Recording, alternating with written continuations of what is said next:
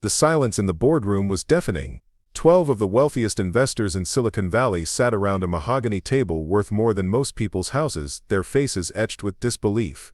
These were titans of industry who had built empires, crushed competitors, and made billion-dollar decisions without blinking. Yet here they were, tears streaming down their faces, staring at a 9-year-old boy whose fingers had just lifted from a beat-up keyboard in the corner of their exclusive charity gala. What had just happened would change everything they thought they knew about talent, determination, and the power of music to transform hearts made of stone. Before we jump back in, tell us where you're tuning in from, and if this story touches you, make sure you're subscribed, because tomorrow I've saved something extra special for you. 3 months earlier, Daniel Chen sat cross-legged on the worn carpet of the Riverside Youth Center in downtown Portland. The afternoon sun filtered through cracked windows, casting dancing shadows across his small frame as children's laughter echoed from the gymnasium next door. At 9 years old, Daniel possessed an otherworldly stillness that set him apart from the chaos surrounding him. His dark eyes, clouded by congenital blindness, seemed to see far more than most sighted people ever would. The youth center was a haven for families struggling to make ends meet in one of Portland's most challenging neighborhoods. Peeling paint decorated the walls like abstract art, and the smell of industrial disinfectant mixed with the aroma of donated sandwiches from the local deli. It wasn't much to look at, but for Daniel it represented something precious, the only place in his world where he could touch the keys of a real piano. The instrument in question was a 1987 Yamaha upright that had seen better decades. Half the keys stuck, the bench wobbled precariously, and the wood finish had long since given way to scratches and water stains. Most musicians would have dismissed it as junk, but Daniel treated it like a Stradivarius. Every Tuesday and Thursday his grandmother Ming would bring him here after school, settling into a nearby folding chair with her worn copy of a Chinese-English dictionary while Daniel lost himself in sound.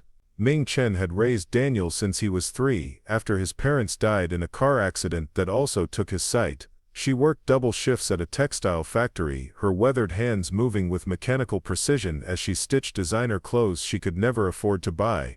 Her English was limited, but her love for her grandson transcended language barriers. She understood that music was Daniel's way of speaking to the world, even if she couldn't fully comprehend the depth of his gift.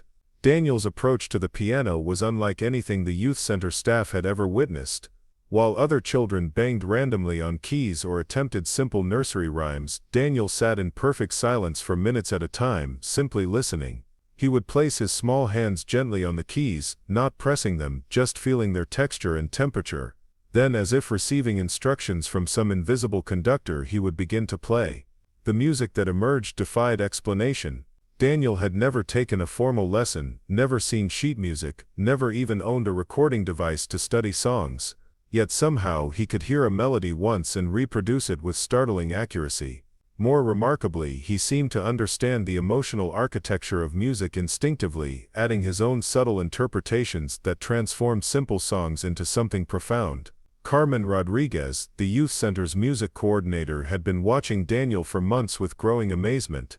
A former high school band teacher who volunteered her time twice a week, Carmen had worked with hundreds of young musicians over her career. She recognized raw talent when she saw it, but Daniel's abilities transcended anything in her experience. On this particular Thursday afternoon, Daniel was working through a melody he had heard on the radio during his grandmother's drive to the center.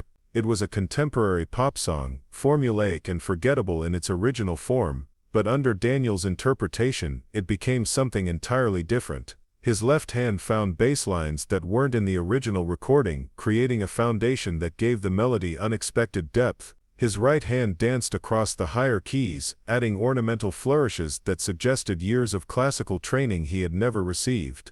Carmen set down her paperwork and moved closer to observe.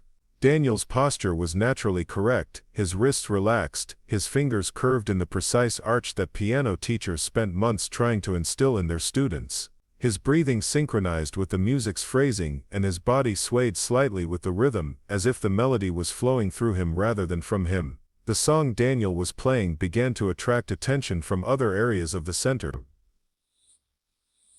Mrs. Patterson, who ran the after-school program, paused in her distribution of snacks to listen. 3 teenagers who had been arguing over a video game fell silent and drifted toward the piano. Even the maintenance worker, Jorge, stopped mopping to lean against his cart and watch. As Daniel reached the song's bridge, something magical happened. Instead of following the original melody, he began to improvise. The familiar pop progression transformed into something that borrowed elements from jazz, classical, and even hints of the Chinese folk songs his grandmother hummed while cooking. It shouldn't have worked, but somehow every note felt inevitable, as if this was how the song had always been meant to sound. When Daniel finished, the small crowd that had gathered burst into spontaneous applause. Daniel turned his head toward the sound, a shy smile playing at the corners of his mouth. He was not accustomed to such attention, but he could feel the positive energy emanating from his audience. Carmen approached the piano bench, her mind racing. In 20 years of music education, she had never encountered a child with such intuitive understanding of harmonic relationships and melodic development. Daniel wasn't just playing music, he was having a conversation with it, responding to its emotional content, and adding his own voice to the dialogue. "Daniel," Carmen said gently, "where did you learn to play like that?" Daniel tilted his head, considering the question. "I listen to the piano," he replied in his soft, precise voice. "It tells me what it wants to hear." The simplicity of his answer belied its profundity. Most musicians spent years learning music theory, studying chord progressions, and analyzing the mathematical relationships that underpin harmonious sound. Daniel seemed to understand these concepts intuitively, as if music was his native language rather than something he had learned. Carmen knelt beside the piano bench, bringing herself to Daniel's eye level. "Daniel, have you ever thought about taking piano lessons? I'd love to help you learn more about music theory and technique." Daniel's expression grew wistful. "My grandmother works very hard, but we don't have money for lessons. The piano here is the only one I get to play." Carmen felt her heart constrict. She had encountered this scenario countless times in her career, exceptional talent trapped by economic circumstances. So many gifted children fell through the cracks simply because their families couldn't afford the training that would nurture their abilities. "What if we could find a way around that?" Carmen asked. "What if someone was willing to teach you for free, in exchange for maybe helping out around the youth center?"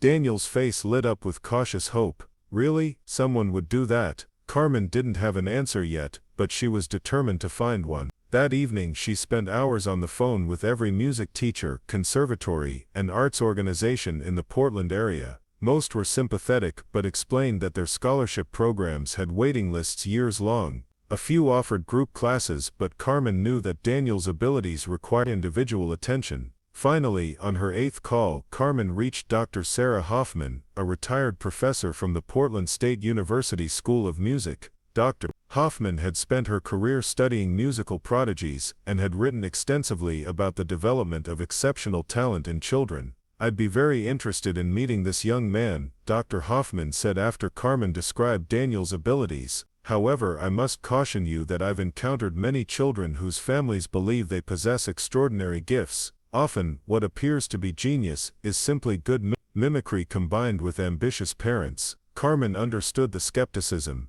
"I thought you might say that. Would you be willing to come to the youth center and hear Daniel play? I think you'll find this case is different." Dr. Hoffman agreed to visit the following week. In the meantime, Carmen decided to document Daniel's abilities more systematically. She began bringing a digital recorder to the youth center, capturing his interpretations of various songs and his improvisational work. The recordings revealed layers of sophistication that were even more apparent when studied carefully. Daniel seemed unaware that he was being evaluated. He continued his usual routine, arriving with his grandmother twice a week, and spending his time at the piano exploring whatever melodies had captured his imagination. His repertoire was eclectic, ranging from pop songs he heard on the radio to classical fragments he encountered in television commercials. Regardless of the source material, everything he played bore his distinctive interpretive stamp. One afternoon, Daniel surprised Carmen by asking about the history of the piano itself. Where did pianos come from?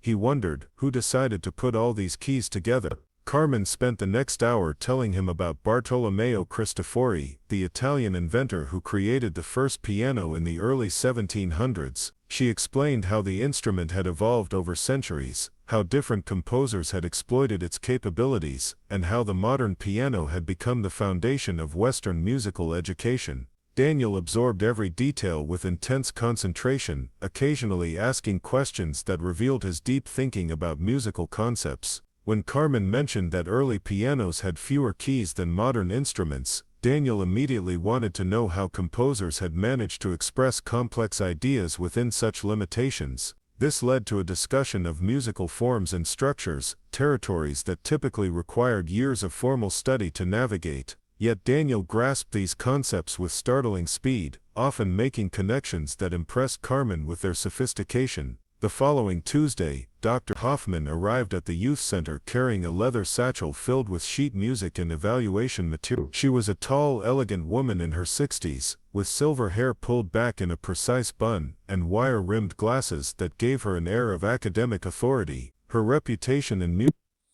musical circles was formidable. She had discovered and nurtured several internationally acclaimed pianists during her university career. Carmen introduced Dr. Hoffman to Daniel, who greeted the professor politely, but seemed slightly intimidated by her formal presence.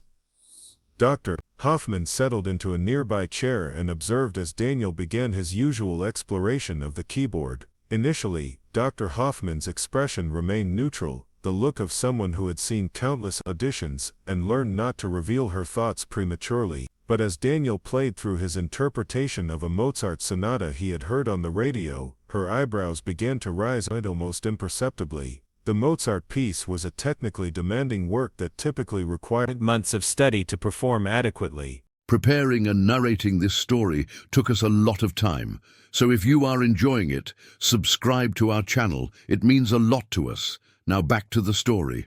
Yet Daniel was navigating its complex passagework with remarkable fluency, adding subtle interpretive touches that suggested deep understanding of the composer's style.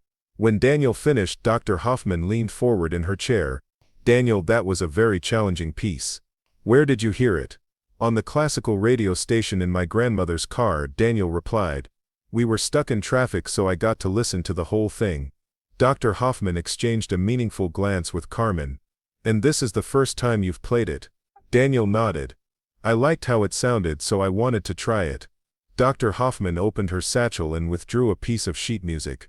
"Daniel, I'm going to play something for you that I'm quite certain you've never heard before. It's a contemporary piece by a composer named Jennifer Higdon. I'd like you to listen carefully and then see if you can play any part of it back." She moved to the piano and performed a complex atonal composition that bore no resemblance to the tonal music Daniel typically encountered. The piece featured unusual chord clusters, irregular rhythmic patterns, and melodic lines that seemed to defy conventional musical logic. Daniel listened with intense concentration, his head tilted slightly as if processing information on multiple levels. When Dr. Hoffman finished, he remained silent for several minutes, his fingers resting motionless on the keys. "That's very different from other music," he said finally. "It doesn't follow the same rules." Dr. Hoffman was struck by the perceptiveness of his observation. "That's exactly right. This composer uses a different harmonic language than the classical and popular music you're familiar with. Can you play any of it?" Daniel's fingers began to move hesitantly across the keys. Remarkably, he managed to reproduce significant portions of the piece, including some of the more unusual chord combinations. More impressively, when he reached sections he couldn't remember precisely, he improvised connecting passages that maintained the composition's modernist character. Dr. Hoffman felt her pulse quicken. In 40 years of musical pedagogy she had never witnessed such rapid assimilation of unfamiliar musical material. Daniel wasn't just memorizing notes, he was absorbing and internalizing an entirely new musical vocabulary. Over the next hour, Dr. Hoffman put Daniel through an informal but comprehensive evaluation. She tested his pitch recognition by playing random notes and asking him to identify them. Perfect without exception. She played complex chord progressions and asked him to analyze their harmonic movement. His descriptions, while lacking technical terminology, demonstrated profound understanding of the underlying relationships. Most remarkably, when she asked him to improvise a piece in a specific emotional mood, Daniel created a composition that was both technically sophisticated and genuinely moving.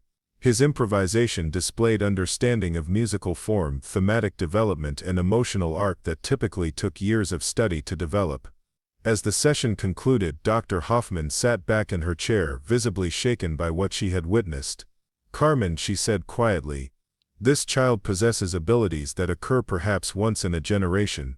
His musical intelligence is beyond anything I've encountered in my career. Daniel, meanwhile, had returned to quietly exploring the keyboard, seemingly unaware that he had just passed what amounted to an advanced musical aptitude test with flying colors.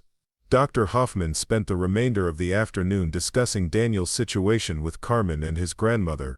Ming Chen, despite her limited English, understood that something significant was happening. Through a combination of simple English gestures and Carmen's basic Mandarin phrases, they managed to communicate the essence of Dr. Hoffman's assessment. Daniel has a gift that must not be wasted. Dr. Hoffman explained. With proper instruction and support, he could develop into an artist of international caliber. However, this level of talent also comes with responsibilities. He will need intensive instruction, exposure to diverse musical traditions, and eventually opportunities to perform for sophisticated audiences. The conversation turned to practical matters. Dr. Hoffman offered to begin working with Daniel immediately, providing instruction at no cost to his family. She also began making plans to introduce him to other music professionals who might contribute to his development. As the afternoon drew to a close, Dr. Hoffman made a decision that would prove pivotal in Daniel's journey. "I'm going to arrange for Daniel to perform at a private gathering next month," she announced. "There are some people who need to hear what this young man can do." The gathering she had in mind was the annual Cascade Foundation Charity Gala, an exclusive event that drew Portland's most influential philanthropists and business leaders. It was exactly the kind of sophisticated audience that could provide Daniel with opportunities far beyond anything the youth center could offer. But first, Dr. Hoffman knew Daniel would need to be prepared for the scrutiny and pressure that came with performing for such an elite audience. His talent was undeniable, but talent alone wouldn't be enough to navigate the complex world he was about to enter. As Dr. Hoffman packed her materials and prepared to leave, Daniel approached her with a question that revealed the depth of his thinking about music. "Professor," he said, "why do some songs make people happy and others make them sad, even when they have the same notes?" Dr. Hoffman paused, struck by the profundity of his inquiry. "That's one of the great mysteries of music. Daniel, what you're asking about is the difference between technical proficiency and artistic expression. Anyone can learn to play notes correctly, but only true musicians can make those notes speak to people's hearts." Daniel nodded thoughtfully, filing away this information along with everything else he was absorbing about his craft. He didn't yet understand that in 4 weeks' time he would have the opportunity to demonstrate exactly what Dr. Hoffman meant, in front of an audience whose hearts had long been considered unmovable. The youth center felt different after Dr. Hoffman's visit. Word had spread among the staff and volunteers that Daniel possessed extraordinary abilities, and suddenly his practice sessions drew larger audiences. Children who had previously ignored the piano area now gathered around whenever Daniel played, and several parents began lingering after pickup time to listen. Daniel seemed largely unaware of the increased attention, remaining focused on his musical exploration. However, Carmen noticed subtle changes in his playing. His interpretations became more confident, his improvisations more adventurous. It was as if Dr. Hoffman's recognition had unlocked something deeper in his musical consciousness. During this period, Daniel also began asking more sophisticated questions about music theory and composition. He wanted to understand why certain chord progressions created feelings of tension and resolution, why some melodies seemed to float while others felt grounded, and how composers managed to tell stories without using words. Carmen found herself researching advanced musical concepts to keep up with Daniel's curiosity. She borrowed textbooks from the local college library and spent evenings studying harmony and counterpoint so she could provide meaningful answers to his questions. One afternoon, Daniel surprised her by asking about other blind musicians. "Are there other people like me who can't see but play music?" he wondered. This led to a fascinating conversation about the long history of blind musicians, from ancient Greek bards to contemporary artists like Stevie Wonder and Andrea Bocelli. Carmen explained how many cultures had traditionally viewed blindness as a trade-off that enhanced other senses, particularly hearing. Daniel absorbed these stories with intense interest, particularly when Carmen described how many blind musicians developed exceptional memory skills and learned to navigate complex musical pieces entirely through audio recall. I think maybe my ears work harder because my eyes don't, Daniel observed. When I listen to music, I hear things that other people might miss. This insight proved prophetic. As Dr. Hoffman began working with Daniel more intensively, she discovered that his auditory analysis skills were indeed extraordinary. He could detect subtle differences in tone color, identify individual instruments within complex orchestral textures, and perceive harmonic relationships that escaped many trained musicians. Dr. Hoffman's lessons with Daniel took place at her home studio, a converted garage filled with 2 grand pianos, extensive music libraries, and recording equipment.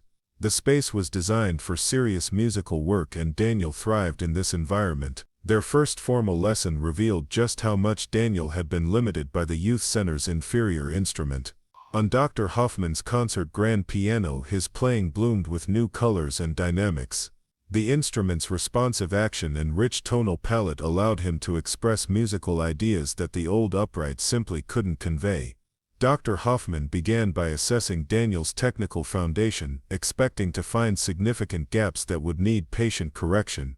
Instead, she discovered that his self-taught technique was remarkably sound. His hand position was naturally correct, his fingering logical and efficient, his pedaling instinctive and musical. "This is extremely unusual," Dr. Hoffman explained to Carmen after several lessons. "Most self-taught pianists develop technical habits that require months or years to correct. Daniel seems to have absorbed proper technique through pure musical instinct." Their lessons focused less on correcting problems than on expanding Daniel's musical vocabulary and understanding. Dr. Hoffman introduced him to works by major composers from different periods, helping him understand how musical styles had evolved over centuries. Daniel's ability to absorb and internalize new musical concepts continued to astonish his teacher. When she played him a Bach invention, he not only learned the piece quickly but began to understand the underlying principles of Baroque counterpoint. A Chopin nocturne led to discussions of Romantic-era harmony and expression. A Debussy prelude opened his ears to impressionistic color and atmosphere. Most remarkably, Daniel began to incorporate elements from all these styles into his own improvisations. His spontaneous compositions became increasingly sophisticated, blending classical structures with contemporary harmonies and his own unique interpretive voice. As the date of the Cascade Foundation Gala approached, Dr. Hoffman faced a crucial decision about Daniel's performance program. She could choose safe, familiar pieces that would showcase his technical abilities without taking risks. Alternatively, she could present him as the unique artist he was becoming, featuring both his interpretive skills and his extraordinary gift for improvisation. After much consideration, she chose the bolder path. Daniel would perform a classical piece that demonstrated his technical mastery, followed by one of his own compositions. It was a high-risk strategy that could either establish him as a serious artist or expose him to criticism he wasn't yet equipped to handle. The decision made, Dr. Hoffman began preparing Daniel for the realities of performing for a sophisticated audience. The Cascade Foundation Gala would be unlike anything he had experienced at the youth center. The audience would include critics, professional musicians, and patrons who had heard the world's finest performers. Their expectations would be correspondingly high. Daniel approached these preparations with characteristic seriousness. He practiced his selected pieces until they were note-perfect, but more importantly, he worked to understand their emotional content and structural logic. Dr. Hoffman was pleased to observe that pressure seemed to bring out the best in his musical instincts rather than causing anxiety or self-doubt. The week before the gala, Dr. Hoffman arranged for Daniel to perform for a small group of local music professionals. This dress rehearsal would provide valuable feedback and help gauge whether he was ready for the larger challenge ahead. The audience for this preview performance included 3 piano teachers, a music critic from the Portland Tribune, and Dr. James Morrison, the conductor of the Portland Youth Orchestra. They gathered in Dr. Hoffman's studio on a rainy Thursday evening, curious to hear the young musician who had generated such excitement in the local music community. Daniel arrived with his grandmother, wearing his best clothes and carrying himself with quiet dignity. He greeted each audience member politely, then took his place at the piano without apparent. In this first piece was Mozart's Sonata in a major K. 331, a work that had become a cornerstone of the classical piano repertoire. The opening movement demanded both technical precision and stylistic understanding, qualities that separated competent performers from true artists. From the first notes, it was clear that Daniel belonged in the latter category.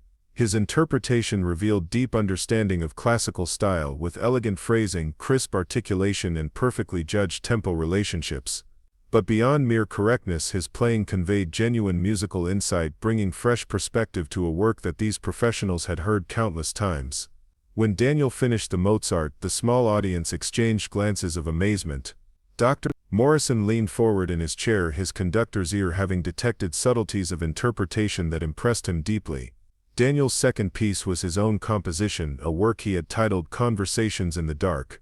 The piece explored the relationship between solitude and connection using musical dialogue between different voices and registers of the piano. The composition revealed sophisticated understanding of form and development, with themes that evolved and transformed throughout its 7-minute duration. As Daniel played his own music, the listeners found themselves drawn into an emotional journey that was both personal and universal. The piece spoke of isolation and longing, but also of hope and the possibility of meaningful connection. Its harmonic language was contemporary yet accessible, challenging without being alienating. When Daniel finished, the room remained silent for several long moments. Finally, Dr. Morrison spoke, his voice thick with emotion. In 30 years of conducting, I have rarely heard such mature musical expression from a performer of any age. This young man is ready for whatever audience you put in front of him. The music critic nodded in agreement. I've attended hundreds of recitals and most leave me unmoved. This performance was extraordinary, both technically and artistically. Dr. Hoffman felt a surge of pride and relief. Daniel had passed this crucial test with flying colors. More importantly, he had done so while remaining true to his own artistic vision, never attempting to impress through flashy technique or empty virtuosity. As the audience departed, each person made a point of speaking with Daniel personally, offering encouragement and expressing genuine excitement about his future prospects. Daniel received these compliments with gracious humility, but Dr. Hoffman could see that the positive feedback had boosted his confidence significantly. The drive home that evening was quiet, with Daniel lost in thought about the evening's events. Finally, he spoke to his grandmother in a mixture of English and expressing his growing sense that music might indeed be his path forward in life. Ming Chen, despite her limited understanding of the musical world her grandson was in, recognized the magnitude of what was happening. She had watched him transform from a shy child seeking solace at an old piano into a young artist capable of moving sophisticated audiences to tears. As they pulled into the driveway of their modest apartment, Daniel turned to his grandmother with a question that revealed his growing maturity. "Nai nai," he said, using the Mandarin term for grandmother, "do you think I'm ready for whatever comes next?" Ming Chen considered her response carefully. In halting English she replied, "You have gift from heaven, now you must share with world." Her words carried the weight of generations of Chinese wisdom about talent, duty, and the responsibility that came with extraordinary abilities. Daniel nodded, understanding that his journey was just beginning and that the performance at the Cascade Foundation Gala would mark his transition from promising student to professional artist. The next week passed in intensive preparation, with daily lessons, practice sessions, and mental preparation for the challenge ahead. Dr. Hoffman worked with Daniel not only on musical refinement but on the psychological aspects of performance, helping him develop strategies for managing pressure and maintaining focus under scrutiny. As the night of the gala approached, Daniel found himself remarkably calm. The months of preparation had given him confidence in his abilities, and his natural musical instincts provided an anchor of certainty amid the swirling emotions of anticipation. He didn't yet know that in less than 72 hours, he would stand before an audience of Portland's most powerful and influential citizens, armed with nothing but his talent, his courage, and the profound musical gift that had carried him from a broken-down piano in a youth center to the threshold of a career that would touch hearts around the world. The stage was set for a performance that would change everything, not just for Daniel but for everyone who would witness what happened when pure musical genius met its moment of destiny. The Cascade Foundation's annual charity gala was held in the ballroom of the Portland Art Museum, a space that epitomized refined elegance and old-money sophistication. Crystal chandeliers cast warm light over marble floors polished to mirror brilliance, while original Monet and Picasso paintings adorned walls paneled in rich mahogany. The evening's guest list read like a who's who of Pacific Northwest power brokers, tech moguls, real estate tycoons, and venture capitalists whose combined net worth exceeded the GDP of small nations. At precisely 7:30, black limousines and Tesla Model Sedans began depositing their impeccably dressed passengers at the museum's grand entrance. Men in tailored tuxedos escorted women draped in designer gowns worth more than most people's annual salaries. Diamond jewelry sparkled under the entrance lights as Portland's elite gathered for their annual exercise in conspicuous philanthropy. The evening's purpose was ostensibly charitable, raising funds for various educational initiatives throughout the city. However, the real function of such gatherings was social positioning, networking, and the subtle display of wealth and influence. Conversations flowed between stock portfolios, real estate acquisitions, and exotic vacation destinations, punctuated by carefully modulated laughter and the soft clink of champagne glasses. Victoria Ashworth, the Cascade Foundation's director and evening's hostess, moved through the crowd with practiced grace. At 55, she possessed the kind of ageless beauty that money could buy and maintain, her silver hair styled in a chic bob that framed features enhanced by the finest cosmetic procedures. Her black Valentino gown was worth more than most cars, and the emerald necklace at her throat had once belonged to a European duchess. Victoria had spent weeks orchestrating every detail of the evening, from the menu prepared James Beard award-winning chef to the placement of each guest at carefully curated tables. The event was her masterpiece of social engineering, designed to maximize both donations and her own position within Portland's philanthropic hierarchy. As guests settled at their assigned tables for the 8-course dinner, Victoria surveyed her handiwork with satisfaction. The evening was proceeding exactly as planned, with animated conversations and the gentle buzz of successful people enjoying themselves while feeling virtuous about their charitable contributions. At table 7, tech entrepreneur Marcus Wellington III was regaling his companions with tales of his latest acquisition, a blockchain startup that he predicted would revolutionize digital currency. His listeners, fellow titans of industry, nodded appreciatively while mentally calculating their own investment opportunities. Table 3 buzzed with discussion of the Portland real estate market, led by developer Catherine Morrison, whose company had transformed entire neighborhoods into luxury condominiums. Her analysis of property values and development potential held her audience rapt, each guest mentally reassessing their own holdings. The atmosphere throughout the ballroom was one of comfortable superiority, the satisfaction of people who had achieved extraordinary success and gathered with their peers to celebrate their accomplishments. These were individuals accustomed to being the smartest, most accomplished people in any room they entered.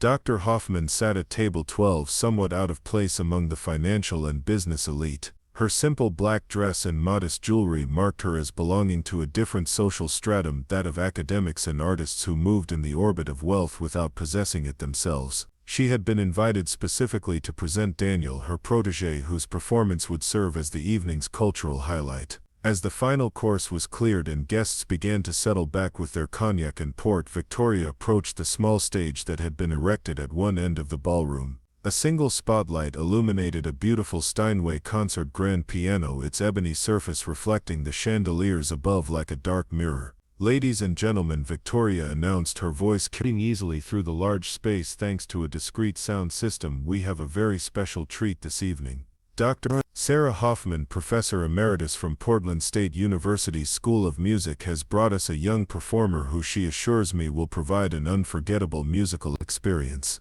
Polite applause rippled through the audience, the kind of restrained enthusiasm appropriate for cultural presentations at charity functions. Most guests expected a competent but ultimately forgettable performance by some scholarship student, a brief interlude before the evening's real business of networking and deal-making resumed. Dr. Hoffman rose from her seat and made her way to the stage, her academic bearing a stark contrast to the corporate polish surrounding her. She positioned herself beside the piano and waited for the room to settle into attentive silence. "Thank you, Victoria, and thank you all for your generous support of educational initiatives in our community," Dr. Hoffman began. "Tonight I'd like to introduce you to someone very special. Daniel Chen is 9 years old, and he represents the kind of extraordinary talent that our educational programs exist to nurture and develop." A murmur ran through the audience. 9 years old seemed remarkably young for a performance at such a sophisticated gathering. Several guests exchanged glances that suggested polite skepticism about what they were about to hear.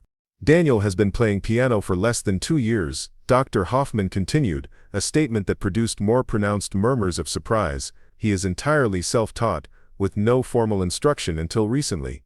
What you're about to witness is the result of pure musical instinct, combined with extraordinary dedication. The audience's attention sharpened slightly. A self-taught child prodigy made for a more interesting story than the usual scholarship student presentation. However, their expectations remained modest. They had all heard talented children before, and while such performances might be charming, they rarely approached professional quality. Dr. Hoffman paused, allowing the audience to absorb what she had told them. I should also mention that Daniel is blind, having lost his sight at age 3. He has never seen sheet music, never observed hand positions or fingering techniques.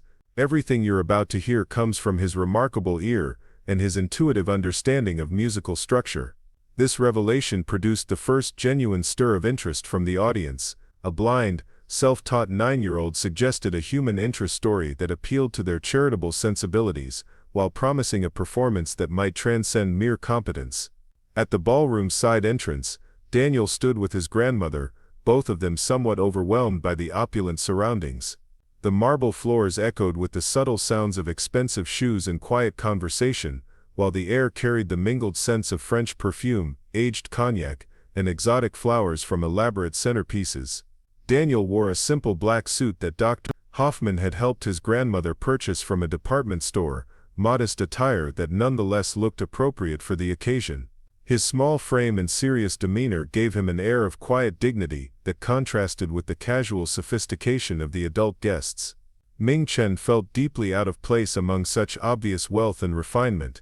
Her own dress, purchased from a discount retailer, felt shabby despite being the finest outfit she owned.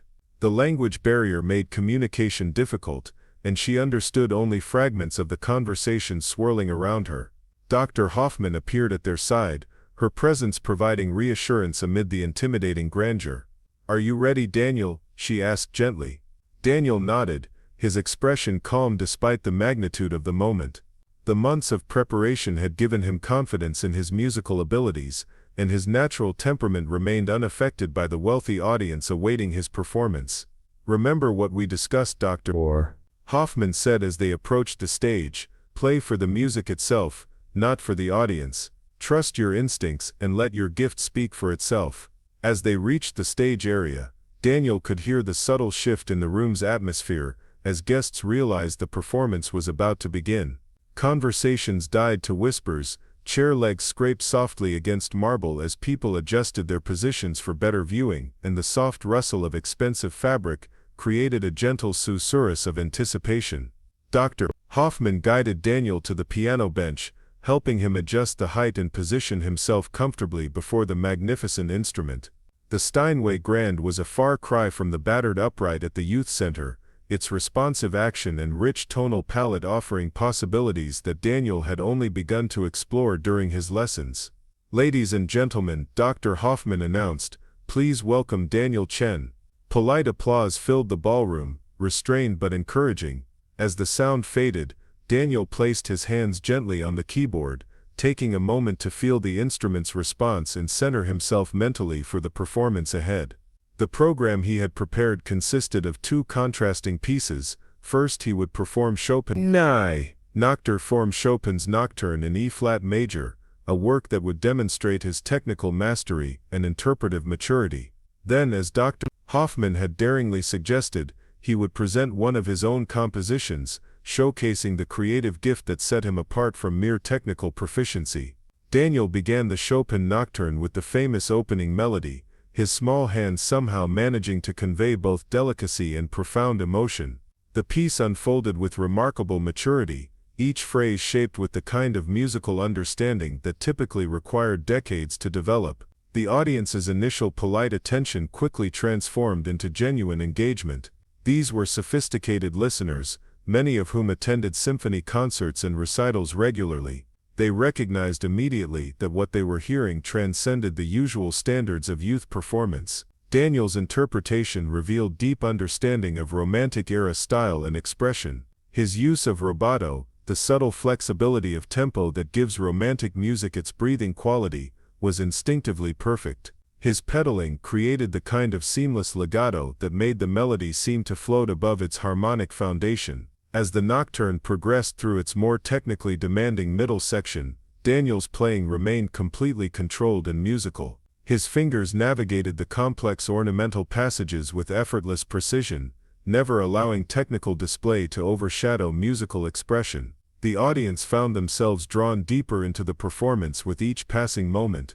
These were people accustomed to commanding attention, to being the center of focus in any gathering. Yet here they sat in rapt silence, completely absorbed by the musical story unfolding before them. When Daniel reached the nocturne's final section, his playing took on an almost transcendent quality. The familiar melody returned transformed, imbued with the weight of everything that had preceded it. His control of dynamics, from the softest whisper to the fullest forte, created an emotional arc that left the audience breathless. As the final notes faded into silence, the ballroom remained completely still for several heartbeats. Then, almost hesitantly, applause began to build. It started with isolated claps from various parts of the room, but quickly grew into sustained, enthusiastic appreciation. Dr. Hoffman smiled with satisfaction and pride. The first part of Daniel's performance had exceeded even her optimistic expectations. But she knew that what was coming next would truly test both Daniel's artistry and the audience's openness to musical discovery.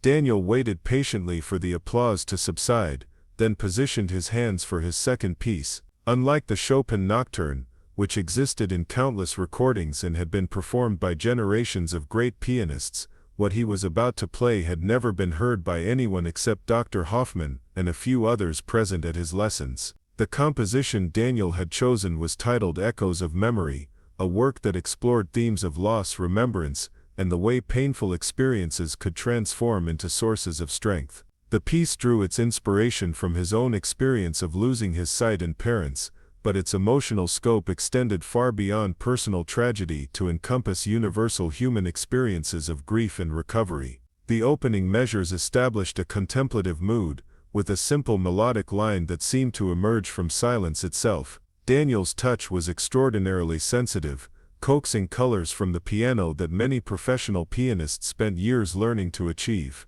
As the composition developed, it revealed sophisticated understanding of musical form and harmonic progression. Daniel had structured the piece in 3 distinct sections, each representing different stages of emotional processing. The first section dealt with the immediate shock and confusion of loss, the second with the gradual acceptance and understanding that followed, and the third with the emergence of hope and renewed purpose. The audience, initially intrigued by the novelty of hearing original music, quickly found themselves emotionally invested in Daniel's musical narrative. His composition spoke to experiences that transcended age, background, or social status. Everyone in the room had faced loss and disappointment, and Daniel's music gave voice to feelings that were often difficult to express in words. The technical demands of the piece were considerable, requiring not only advanced pianistic skills, but also the kind of musical maturity that allowed for convincing emotional expression. Daniel met these challenges with remarkable poise, his playing never wavering despite the complexity of both the music and its emotional content. At table 7, Marcus Wellington III found himself completely absorbed by the performance, his usual calculating detachment replaced by genuine emotional response. The blockchain entrepreneur who prided himself on rational analysis was struggling to understand how a 9-year-old child could create music that spoke so directly to his own experiences of professional struggle and personal loss. Catherine Morrison, the real estate developer, discovered that tears were flowing down her cheeks as Daniel's composition reached its climactic moment. She hadn't cried in public in over a decade, her emotional responses carefully controlled as part of her professional persona. Yet this child's music had somehow bypassed all her carefully constructed defenses. Throughout the ballroom, similar scenes were unfolding. Men and women accustomed to wielding enormous power and influence found themselves vulnerable to the emotional honesty of Daniel's musical expression. The piece spoke to something fundamental in human experience that wealth and success couldn't insulate against. As Daniel guided his composition toward its conclusion, the emotional journey he had crafted reached its resolution. The final section transformed the opening themes, presenting them not as sources of sadness but as foundations for hope and renewal. The music suggested that difficult experiences, rather than diminishing us, could become sources of wisdom and strength. The closing measures were played with extraordinary tenderness, as if Daniel was offering comfort not only to himself, but to everyone who had shared this musical journey with him. The final chord hung in the air with perfect resonance, gradually fading until complete silence enveloped the ballroom. For nearly 30 seconds, no one moved or spoke. The audience sat in stunned silence, processing what they had just experienced. Many were wiping away tears, others staring at Daniel in amazement, still others lost in their own memories and emotions that his music had awakened. Finally, someone in the back of the room began to clap, others quickly joined, and within moments the entire ballroom erupted in thunderous applause. But this wasn't the polite appreciation typically offered at charity events. This was the kind of explosive emotional response usually reserved for the greatest artists performing on the world's most prestigious stages. People rose to their feet throughout the ballroom, offering Daniel a standing ovation that went on for several minutes. Many continued to weep openly, their usual social composure completely abandoned in the face of the profound emotional experience they had just shared. Dr. Hoffman watched with deep satisfaction as Portland's most powerful and influential citizens paid tribute to her student's extraordinary gift. She had hoped that Daniel would impress this sophisticated audience, but the response exceeded anything she had dared to imagine. Daniel remained seated at the piano, overwhelmed by the intensity of the audience's reaction. He could hear their appreciation and feel their emotional energy, but he couldn't fully comprehend the magnitude of what had just occurred. His performance had not only demonstrated his remarkable abilities, but had also created a genuine artistic moment that transcended the usual boundaries between performer and audience. As the applause finally began to subside, Victoria Ashworth approached the stage, her own composure somewhat shaken by the unexpected emotional intensity of the performance. She had hosted hundreds of cultural presentations at charity events, but none had produced anything approaching this level of authentic response. "Ladies and gentlemen," Victoria announced, her voice slightly unsteady, "I think we can all agree that we have just witnessed something truly extraordinary. Daniel Chen has given us a gift tonight that extends far beyond musical entertainment." The audience murmured their agreement, many still wiping tears from their eyes, or struggling to regain their emotional equilibrium. The evening had taken an unexpected turn from sophisticated social gathering to profound artistic experience. At this point, Victoria faced a delicate situation. The evening's program called for Daniel to perform and then graciously accept the audience's appreciation before the social portion of the event resumed. However, the intensity of response suggested that simply moving on to networking and conversation would feel inadequate, even insulting, after what had just occurred. Several guests were already rising from their seats, approaching the stage area where Daniel remained seated at the piano. These were people accustomed to immediate access to whatever interested them, whether business opportunities, investment possibilities, or in this case, direct contact with exceptional talent. Dr. Hoffman moved protectively closer to Daniel, recognizing the potential for the situation to become overwhelming for a 9-year-old child, regardless of his remarkable composure and maturity. The audience's enthusiasm was flattering, but it needed to be managed carefully to protect Daniel from being overwhelmed by attention he wasn't prepared to handle. However, before Dr. Hoffman could intercede, something unexpected happened. Robert Chen, a prominent venture capitalist with no relation to Daniel despite sharing a surname, approached the stage and addressed the room in a voice that commanded immediate attention. "Everyone please," Robert announced, his commanding presence causing the approaching guests to pause. "What we've just experienced deserves more than casual conversation. This young man has shared something profound with us, and I think we owe him the courtesy of a more thoughtful response." The room settled into attentive silence, recognizing that Robert Chen was preparing to make some kind of formal statement. As one of the evening's major sponsors and a respected figure in Portland's business community, his words carried considerable weight. "Daniel," Robert continued, addressing the boy directly, "your performance tonight has moved all of us deeply. Your music speaks to experiences and emotions that unite us all, regardless of our backgrounds or circumstances. You have a remarkable gift, and I believe I speak for everyone here when I say we'd like to help you develop that gift further." Murmurs of agreement rippled through the audience. The emotional impact of Daniel's performance had created a desire among these wealthy philanthropists to contribute to something meaningful, to participate in nurturing the extraordinary talent they had just witnessed. Dr. Hoffman felt both excitement and concern at this development. The kind of support that such affluent patrons could provide would be invaluable for Daniel's musical education and career development. However, she also knew that managing the expectations and involvement of multiple wealthy benefactors could become complicated and potentially overwhelming for a child. Before she could express these concerns, another voice spoke up from the audience. Margaret Stone, the widow of a software magnate and one of Portland's most generous arts patrons, rose from her seat and addressed the room. "I propose that we establish a formal scholarship fund for Daniel's musical education," Margaret announced. "His talent deserves the finest instruction and opportunities available, and collectively we have the resources to ensure he receives them." The suggestion was met with immediate and enthusiastic support. These were people accustomed to solving problems through the application of financial resources, and Daniel's situation seemed ideally suited to their philanthropic instincts. Within minutes, pledges and commitments were flowing from around the room. Robert Chen offered to cover Daniel's instructional costs through high school. Catherine Morrison volunteered to establish a travel fund for Daniel to attend masterclasses and competitions. Marcus Wellington III suggested creating an endowment for Daniel's future college education. Dr. Hoffman watched this outpouring with mixed emotions. The generosity was overwhelming and would certainly transform Daniel's opportunities. However, she was also concerned about the pressure and expectations that might accompany such largesse. Daniel himself remained seated at the piano, listening to the adults discuss his future with a mixture of gratitude and bewilderment. The scale of what was being offered was difficult for a 9-year-old to fully comprehend, but he understood that his performance had somehow changed his life in fundamental ways. As the impromptu fundraising continued, Victoria Ashworth realized that her carefully planned evening had evolved into something entirely different and far more meaningful than the typical charity gala.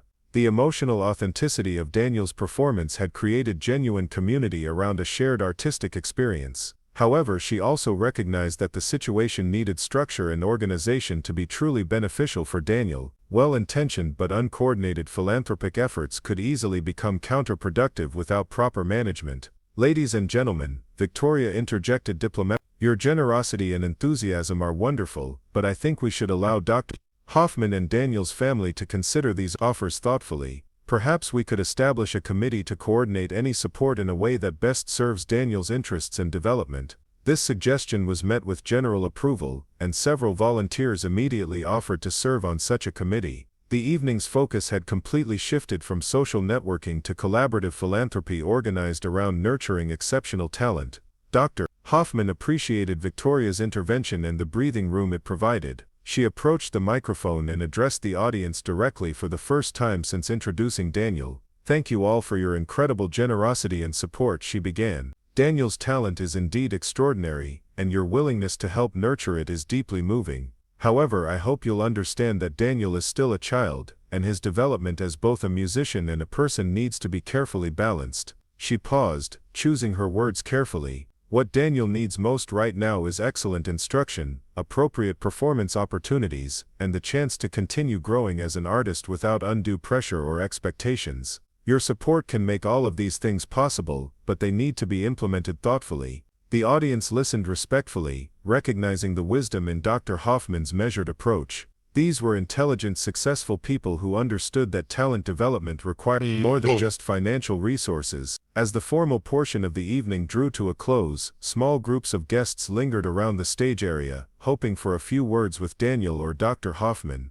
The usual post-event networking had been replaced by genuine interest in how they could contribute to something meaningful and lasting. Daniel, still seated at the piano, found himself the center of attention in a way he had never experienced. The guests who approached him spoke with genuine warmth and respect, treating him not as a curiosity but as a serious artist whose work had moved them profoundly. One particularly meaningful interaction came from Dr. James Morrison, the conductor who had attended Daniel's preview performance. He approached with his wife and teenage daughter, all of whom had been deeply affected by the evening's music. "Daniel," Dr. Morrison said, "I wanted to thank you personally for your performance tonight. Your composition was one of the most moving pieces I've heard in many years of professional music making. I hope you'll consider joining our youth orchestra when you're ready for ensemble experience." This offer represented another significant opportunity, as the Portland Youth Orchestra was highly regarded and provided excellent training for young musicians preparing for professional careers.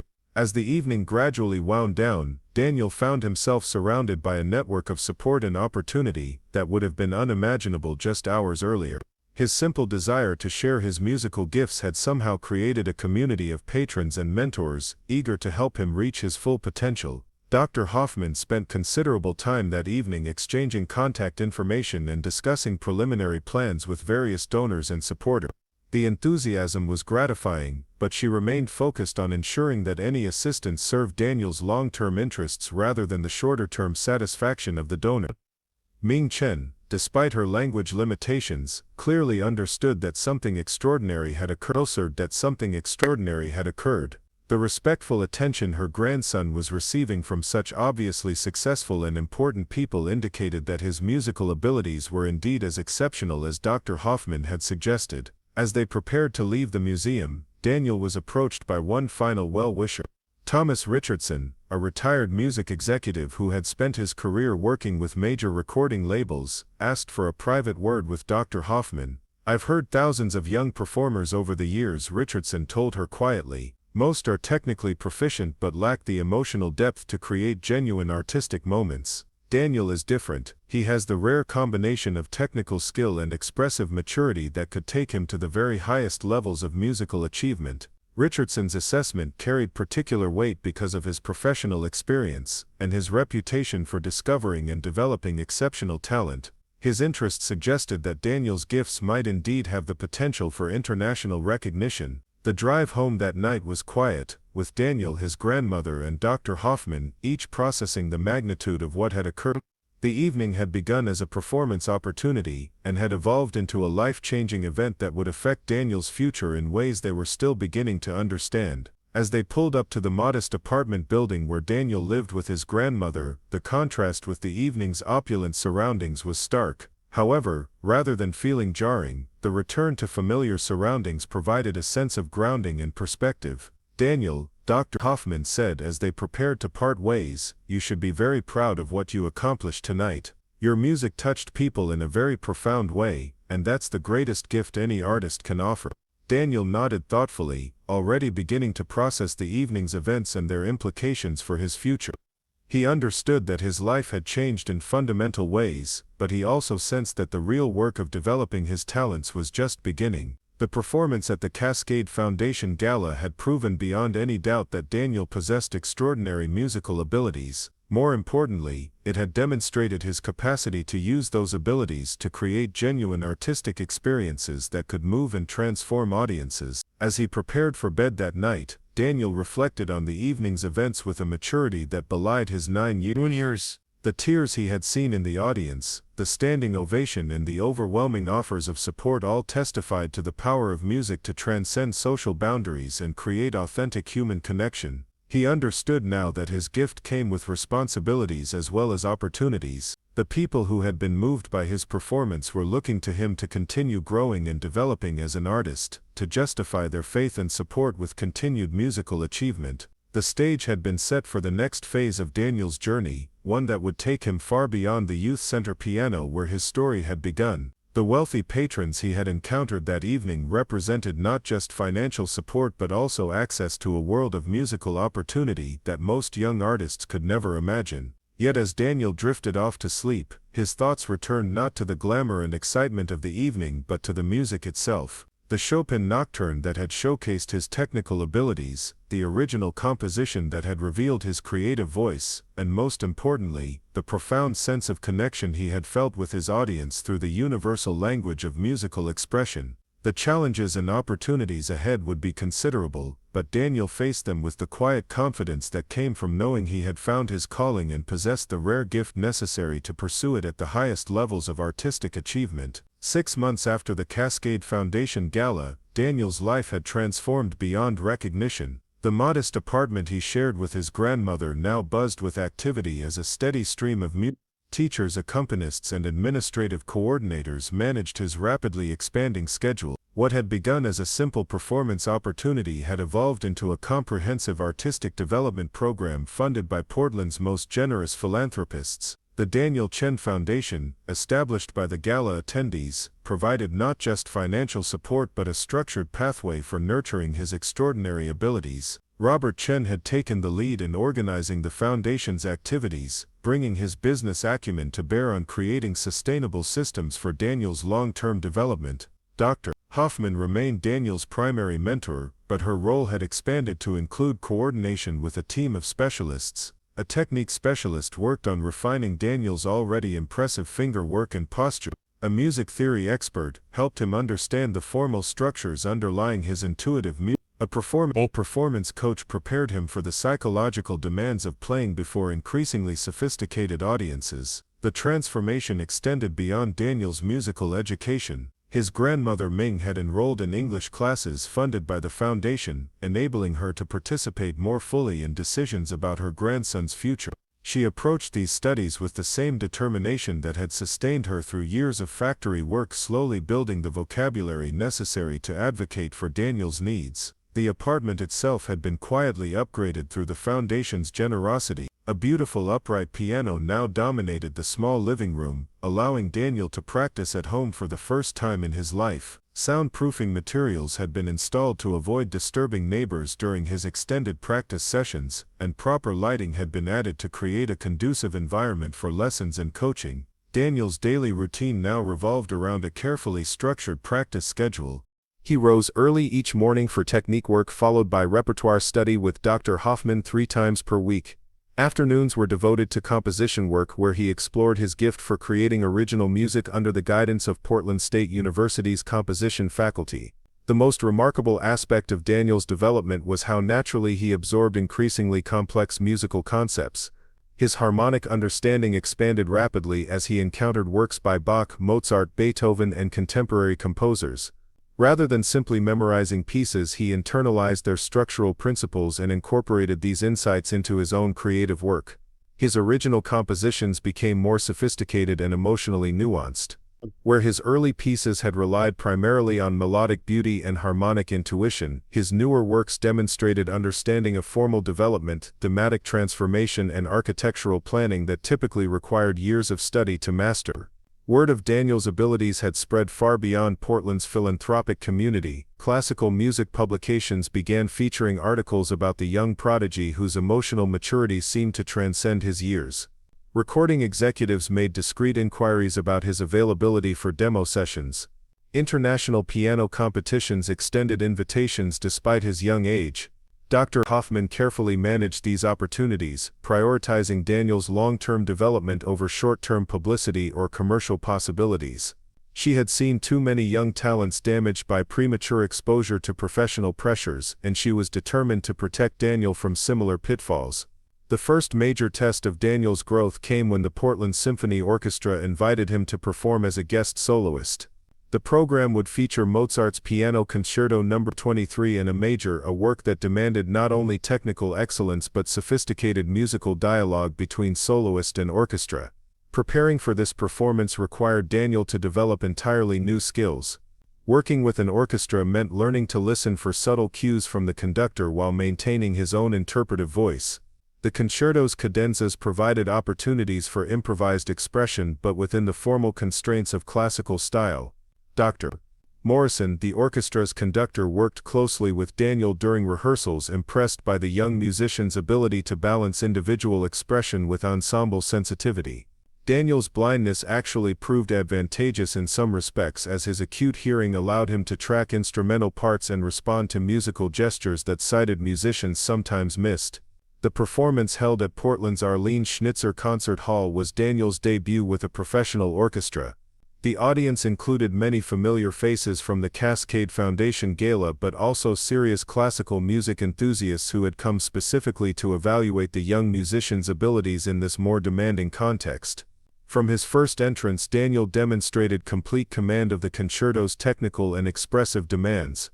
His dialogue with the orchestra was sophisticated and musically intelligent, showing deep understanding of Mozart's compositional intentions while adding personal touches that enhanced rather than distracted from the classical framework.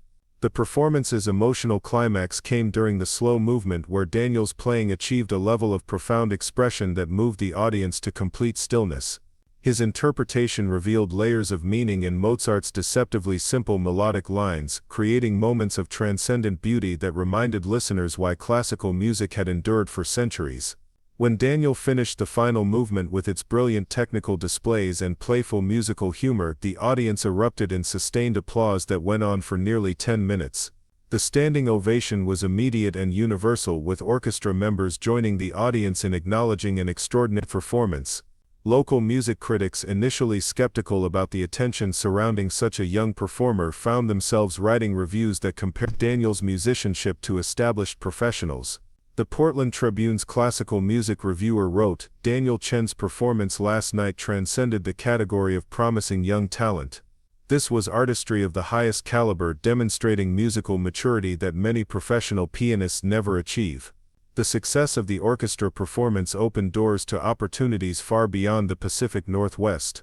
Invitations arrived from summer festivals, masterclass programs, and competition organizers around the country. The Cleveland Institute of Music offered a full scholarship for whenever Daniel might be ready for conservatory-level training. However, the most significant opportunity came from an unexpected source. Maria Volkov, the legendary Russian pianist and pedagogue, requested a meeting after hearing recordings of Daniel's performances. At 78, Volkov had taught some of the world's most celebrated pianists and rarely took on new students, especially children. Her visit to Portland created considerable excitement in the local music community. Volkov's reputation was formidable. Her students had won major international competitions and performed with the world's leading orchestras. Her teaching methods were notoriously demanding, and she accepted only students whom she believed capable of achieving the highest levels of artistic excellence. The meeting took place in Dr. Hoffman's studio, with Daniel prepared to perform several pieces that would demonstrate the range of his abilities. Volkov, an imposing figure despite her advanced age, listened with the intense concentration that had made her one of the most respected figures in classical music pedagogy. Daniel performed Bach's Goldberg Variations, chosen to showcase his technical precision and understanding of Baroque style. He followed with Chopin's Ballad No. 1, demonstrating his command of romantic expression and dramatic narrative. Finally, he presented one of his original compositions, revealing his creative voice and compositional instincts. Throughout the performance, Volkov remained impassive, her expression revealing nothing of her assessment. Only when Daniel finished did she speak, addressing him directly in her heavily accented English. "Young man, your playing possesses something very rare. You understand that music is not about displaying technique, but about communicating truth through sound. This cannot be taught, only refined." She turned to Dr. Hoffman and continued, "This child has the potential for truly great artistry. However, such gifts require cultivation that goes beyond what is available in provincial settings, no matter how well-intentioned." Volkov's proposal was both thrilling and daunting. She offered to accept Daniel as a private student, but this would require relocating to New York, where she maintained her teaching studio. The training would be intensive and demanding, designed to prepare him for international career possibilities that few musicians ever encountered. The decision required careful consideration from all parties involved. Ming Chen would need to leave her job and the only community she had known since arriving in America. Daniel would be separated from the youth center and local supporters who had nurtured his early development. Dr. Hoffman would lose her prize student to a more distinguished mentor. Yet the opportunity was extraordinary. Volkov's students enjoyed access to performance opportunities, networking connections, and artistic guidance that could accelerate Daniel's development by years. Her endorsement would open doors to the world's most prestigious venues and competitions. After extensive discussions involving the Foundation's board, Daniel's family, and his current teachers, the decision was made to accept Volkov's offer. The Foundation agreed to support the relocation expenses and provide ongoing financial assistance for living costs in New York. The farewell concert at the youth center where Daniel's journey had begun was both celebration and tribute. The same broken-down piano where he had first explored musical expression now seemed like a shrine to the power of innate talent to transcend circumstances. Daniel's performance that evening included pieces that marked different stages of his development. He played simple melodies he had learned in his earliest days at the center, followed by the sophisticated works he had mastered during his formal training. The program concluded with a new composition dedicated to the community that had supported his initial growth. The audience included familiar faces from throughout his journey. Carmen Rodriguez, who had first recognized his exceptional abilities, beamed with pride as she listened to the artist he had become. Mrs. Patterson and Jorge, the maintenance worker who had stopped mopping to hear his music, sat in the front row with expressions of wonder at how far he had traveled. Most significantly, many of the wealthy patrons from the Cascade Foundation Gala attended this more modest venue, their presence demonstrating how Daniel's music had created genuine connections across social and economic boundaries. These powerful individuals sat alongside youth center families and community volunteers, united by their investment in nurturing exceptional talent. Daniel's performance that evening achieved something remarkable. Each piece he played seemed to tell part of the story of his artistic development, creating a musical autobiography that traced his journey from intuitive exploration to sophisticated artistry. The final composition, with its themes of gratitude and hope, brought tears to audience members who understood they were witnessing both an ending and a beginning. When the last notes faded, the standing ovation felt different from previous celebrations. This applause carried awareness that Daniel was crossing a threshold, moving from local prodigy to serious artist with international possibilities. The community that had nurtured him was releasing him to pursue opportunities they had helped make possible. Dr. Hoffman addressed the audience as the evening drew to a close, her remarks acknowledging the collective effort that had brought Daniel to this moment. She thanked the foundation donors whose generosity had provided resources, the youth center staff who had offered initial encouragement, and the broader community whose support had sustained Daniel's development.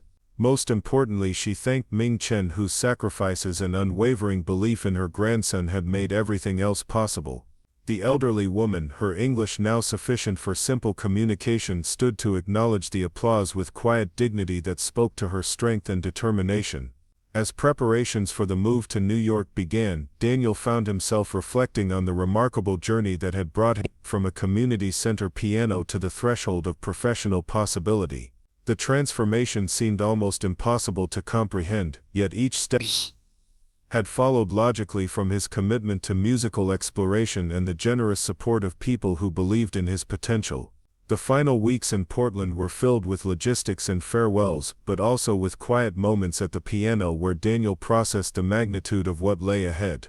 Working with Maria Volkov would represent a quantum leap in artistic challenge and opportunity, but also pressure and expectations that would test his resilience and dedication. His grandmother, meanwhile, approached their upcoming relocation with the same pragmatic determination that had sustained her through previous life changes.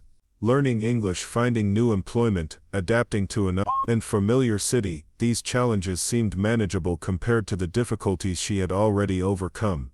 The foundation organized a farewell reception that brought together everyone who had contributed to Daniel's development. The evening was both celebration of achievement and commitment to continued support as he entered this new phase of his artistic journey. Board members pledged ongoing assistance, while local music teachers expressed pride in having played small roles in nurturing such exceptional talent. Robert Chen, speaking on behalf of the foundation, emphasized that Daniel's success reflected the power of community investment in exceptional individuals. The financial support had been crucial, but equally important were the mentorship, encouragement, and belief that had surrounded Daniel from his earliest days at the youth center. As the evening concluded, Daniel performed one final piece, an improvised composition that seemed to capture both gratitude for what had been given and excitement for what lay ahead. The music wove together themes from his favorite classical works with original melodies that expressed his unique artistic voice, creating a perfect synthesis of tradition and innovation.